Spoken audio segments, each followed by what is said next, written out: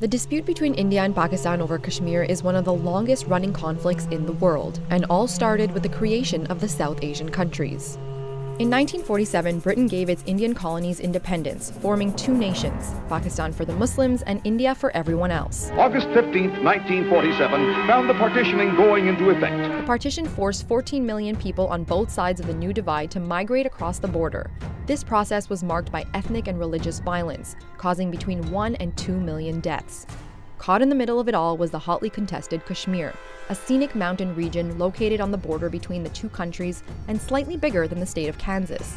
Under the partition plan provided by the Indian Independence Act, Kashmir was free to decide which country it would join. Because it was a Muslim-majority state, most wanted to join Pakistan, but Kashmir's Hindu ruler Maharaja Hari Singh preferred to keep the region independent. But Kashmiri Muslims weren't happy with this decision and began a revolution, which was later joined by armed tribesmen from Pakistan's northwest frontier province. In October 1947, Hari Singh turned to India for military assistance. In exchange, he signed Kashmir over to India, pending a referendum which would allow the citizens to vote on the future status of the region. Pakistan did not recognize the instrument of accession as a legal document, triggering the first war between India and Pakistan. The fighting lasted until the United Nations helped broker a peace deal known as the Karachi Agreement. That agreement created what's now known as the Line of Control, a de facto border splitting Kashmir in two.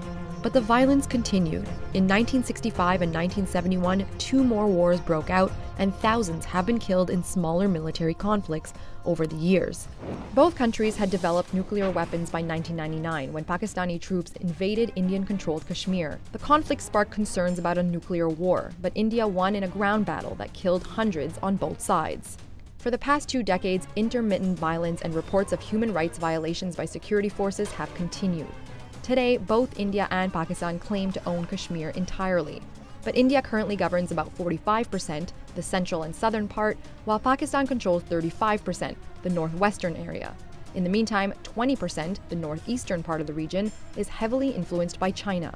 In 2003, the rivals agreed in principle to a ceasefire along the line of control. Flights which were previously severed resumed and a new bus service was started between the two border towns. But over the years, both sides have continued to square off again and again, accusing one another of violating the terms of the ceasefire and blaming each other for a number of attacks on each other's soil.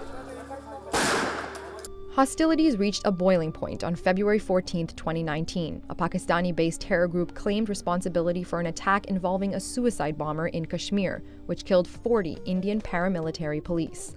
This was followed by a series of tit-for-tat airstrikes. Pakistan then captured an Indian pilot but released him days later, calling it a gesture of peace. However, this has not yet diffused concerns from the international community, as tensions between the two nuclear powers reach the highest level in decades.